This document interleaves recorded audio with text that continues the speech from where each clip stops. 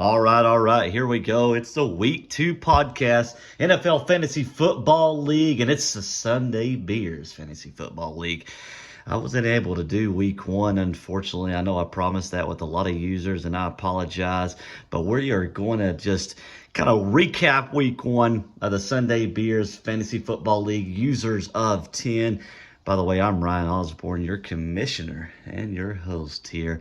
So we'll just do a Week 1 recap. There was some prizes going on in the league. First of all, I'm just going to touch on my favorite team, the Atlanta Falcons. They did what they did best, and they choked away a lead. I was dancing in the chat, a lot like Jordan in our league. He was dancing in the chat, and he got demoralized. The Atlanta Falcons got demoralized last week. They had a 16-point lead against those New Orleans Saints at home.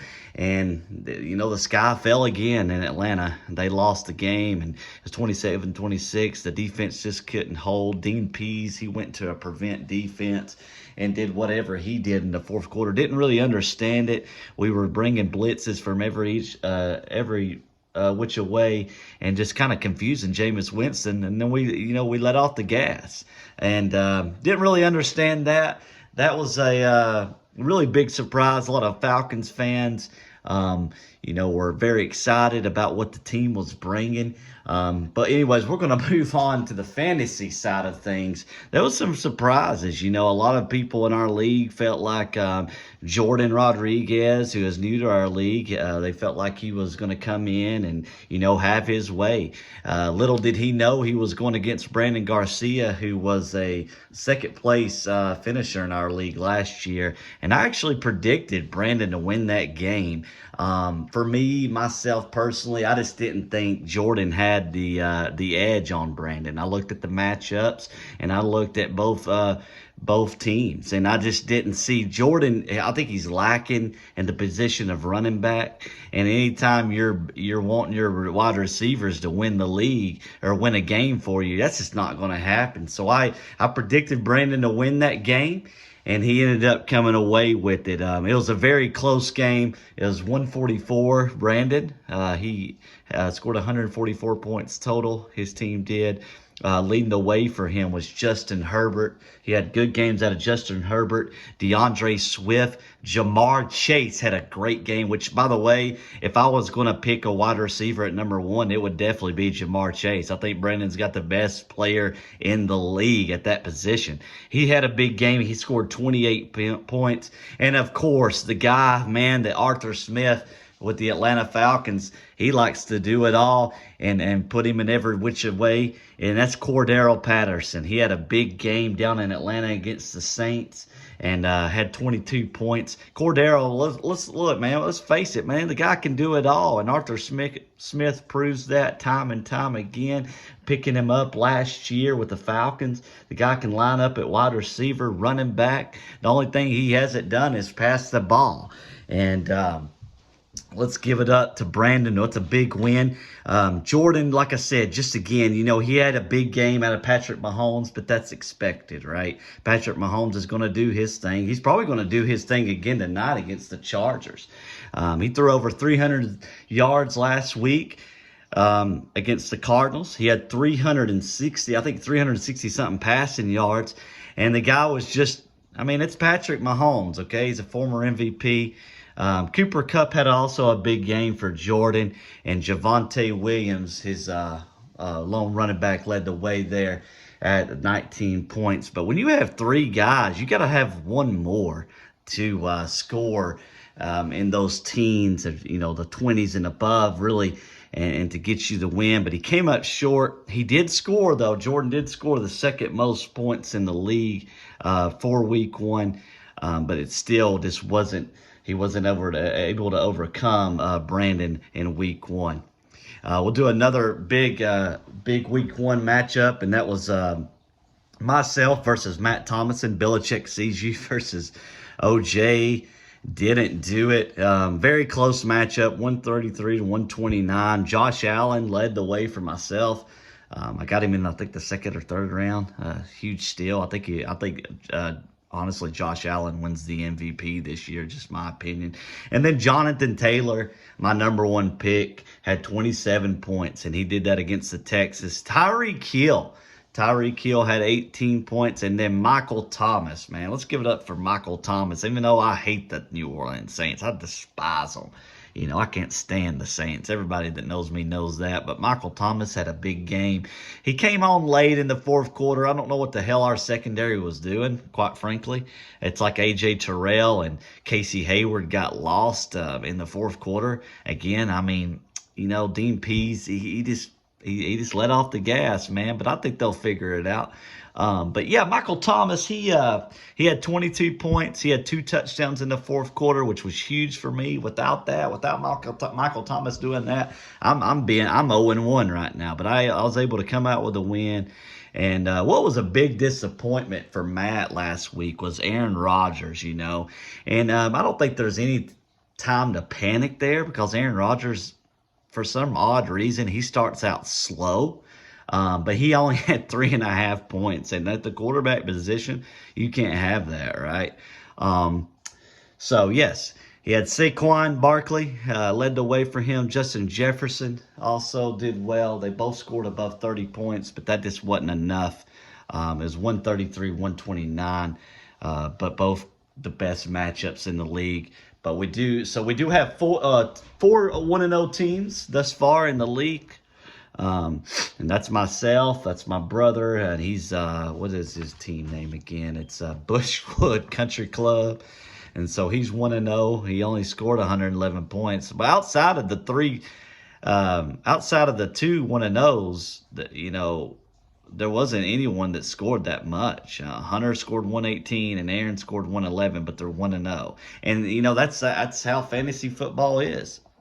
That's how fantasy football is you take wins how you can get them. You take wins how you can get them. It don't matter how much you score at the end of the day. It doesn't matter because if you can get to the playoffs, anything can happen. So Brandon Garcia, he's the guy I was talking about, Atlanta Pup and Suds. He scored the most points in our league, and he's also 1-0. So we got 4 1-0 teams. But no time to panic. There's plenty of football left. Zach Rodriguez, Zach over there. I think that Jake and Matt Morris and Ryan Underwood, those guys, you guys don't, it's very early, just week 1. So, lot to play for here. So, but we'll dive in here. Sunday Beers, week 2 predictions here. If you are just tuning in, let's pretend this is live, right? You're just tuning in. This is a week 2 podcast of the Sunday Beers Fantasy Football League. Your commissioner, Ryan Osborne, here. All right, so the week 2 predictions. We have some good matchups coming up this week. We have, let's start out with myself. We have Belichick CG versus Calvin Ridley's bookie. It has me, ESPN has me favored 131-122. It's going to be, so they're having it as a pretty close matchup. I don't really like to look at those predictions too much because NFL, we all know anything can happen. Any given Sunday, right? So Josh Allen, he's going against the Tennessee Titans for me. Mike Williams plays tonight. I really need Mike Williams to have a good game, in all honesty. He only had 3 points last week, and if he can't, if that continues, then I'm just going to have to bench him. George Kittle's going to get the start. He didn't start for me last week, or I think I would have scored even more points, but he's finally getting to go for those Niners. And then Michael Thomas, I would love for him to have another big game. He's going to get his division rival, the Tampa Bay Buccaneers. So over at Calvin Ridley's bookie, he has Alvin Kamara, Joe Mixon, 2 good running backs. I really like those running backs. Kamara didn't have a good game. The Falcons were actually able to keep him contained. But Joe Mixon's a really good ball player. He's going to get those Dallas Cowboys. And Dallas Cowboys, man, I feel like anything can happen there. They're like a Jekyll and Hyde defense over there. But I like his running backs. He really needs big gains from Alvin Kamara. He also needs another big game from Allen Robinson if he can. But he has Brandon Cooks and he has Kyle Pitts and Clyde Edwards-Helaire.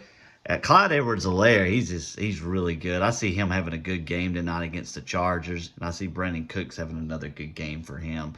Brandon Cooks had a good game last week. Kyle Pitts has got to find the end zone for him. Kyle Pitts only had 2 touchdowns last year. So as a Falcons fan, you want to be, hopefully you see more production in the end zone. And I think it's going to come. I think it's going to come for Kyle Pitts, But so for my week 2 prediction, no bias here. I think I have the edge. I should be able to take it with George Kittle in the lineup. And so I see myself winning there. Who knows? May lose. And if I do, it's all good, right? So moving on here, we got Bushwood Country Club, Aaron Osborne versus Team Big TDs. So Matt Morris against Aaron Osborne. Aaron's got a pretty good lineup. Both got good lineups here. Lamar Jackson over with Aaron and Derrick Henry, Travis Kelce, Marquise Brown. That's a key. That's an X factor for Aaron because Marquise Brown is a guy that is Kyler Murray's number 1 right now, really, because since DeAndre Hopkins is suspended. And so if Aaron wants to win this game, he really needs a big game for Marquise Brown, or at least something like around the 18 or 20s in points wise. Matt Morris has Matt Stafford going against the Falcons. I see Matt Stafford. I love our secondary in Atlanta with A.J. Terrell and the addition of Casey Hayward and our back end safeties. I really like how they are covering, right? But I just don't see Matt Stafford. I don't see him struggling against this Falcons defense. So that's the matchup right there, right? I think Stafford has a big game, and I think that helps him win this game. Najee Harris, he's got Najee Harris going against the Patriots. Let's see the Patriots containing him, but he does have James Conner and Davante Adams. Davante Adams is a guy who obviously we all know was acquired from the Packers. I think that was a big mistake, by the way. So Davante Adams is going against those Cardinals, and he's also has Cam Akers. Matt Morris needs Cam Akers to get going, okay, in order to win this. Davante Adams has another big game. Matt Stafford has a big game, and I think James Conner gets him over the edge, and I'm going to go with Matt Morris for the week 2 prediction there in that matchup. I think it's going to be a close one. But I think Matt Morris just slightly takes that win there and moves to 1-1, and Aaron will go to 1-1 as well. So moving on here, we have I think this is an intriguing matchup here as we move on here. It's Jordan, who I was talking about earlier. He was in there dancing, man. He was trying to get under Brandon, I guess, his skin. Brandon didn't say a damn thing. And Jordan, he lost, man. That's why you can't brag in this, right? You just never know in fantasy. You can talk all that smack, but at the end of the day, you better be able to back it up, right? And he just couldn't do that.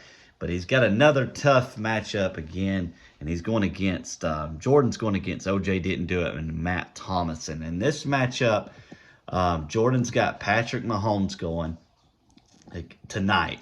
I see Patrick Mahomes having another big game.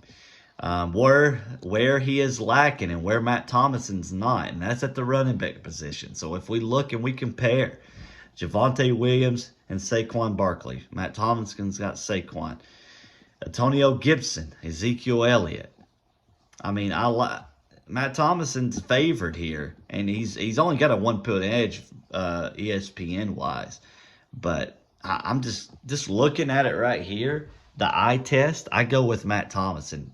Unfortunately, Jordan's got a good team, but you don't have, if you're relying on wide receivers, like I said, he's got a great wide receiver in Cooper Kupp, okay? They helped the Rams win the Super Bowl. CeeDee Lamb's good. He's going to end up being Dak Prescott's number 1. But if you're having to rely on a wide receiver to win you football games in Fantasy League, it's just not going to be favored for you.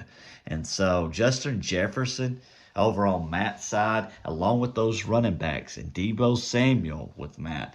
That gives him the edge, in my opinion. And I'm picking OJ didn't do it to go on to 1-1 in this one. And Jordan going over 0-2. Moving on here, we have the Atlanta Pup and Suds versus 615 Load Up the Drakes. And that is Hunter Rendahl, Brandon Garcia.